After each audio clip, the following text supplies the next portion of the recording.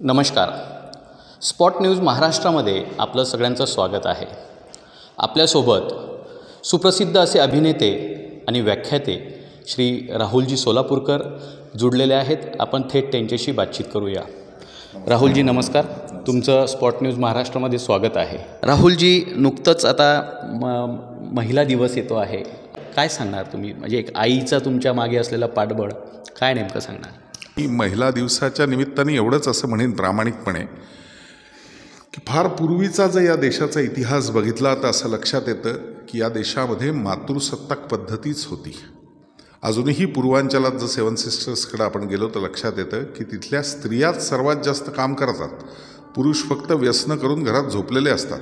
हिशेब करण्यापासून, शेतीपासून, व्यवसाय सांभाळण्यापासून, घरातल्या कामांची विभागणी करण्यापासून सगळं काम स्त्रिया करताना मी अगदी पूर्वांचलात अरुणाचल प्रदेश, मिझोराम, मेघालय सगळीकडे पाहिलेलं आहे. त्यामुळे माझं प्रामाणिक मत असं आहे की हल्लीच्या विशेषतः तरुण मुलांच्या बाबतीत मी बघितलं आहे की जर घरकाम करणारी आई असेल, ती जर नोकरीला जाणारी नसेल किंवा काही विशिष्ट फक्त साधी नोकरी करणारी असेल तर तू काय करते काय असं पटकन म्हणून मोकळे होतात.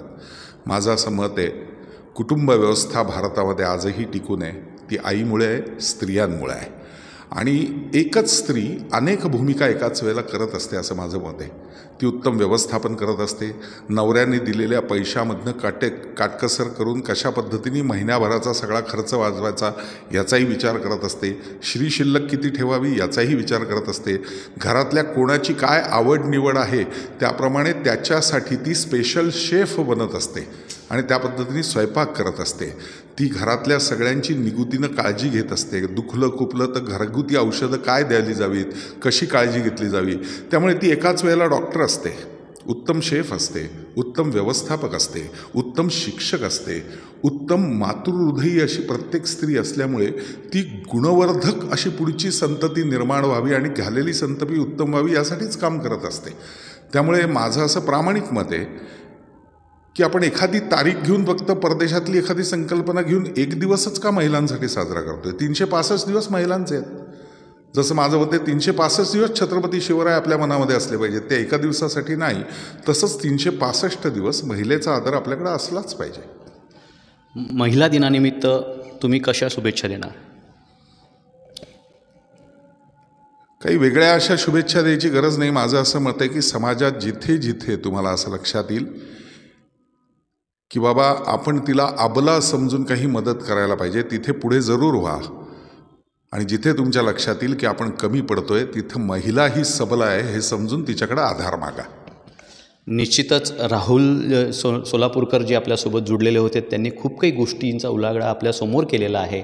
आणि ज्या पद्धतीने छत्रपती शिवाजी महाराज हे 365 दिवस आपल्या हृदयात असले पाहिजे, तसा महिला दिवस हा फक्त एक दिवस साजरा न करता 365 दिवस हा त्यांचाच असतो, असं देखील राहुल सोलापूरकर म्हणालेले आहेत. पाहत राहा स्पॉट न्यूज महाराष्ट्र, जळगाव. स्त्री म्हणजे जन्मदाती, स्त्री म्हणजे संस्कृती, स्त्री म्हणजे नाविन्याचा वसा, स्त्री म्हणजे घराचं घरपण, स्त्री म्हणजे महान कार्य, अशा या स्त्री शक्तीला मानाचा मुजरा. जागतिक महिला दिनाच्या शुभेच्छा.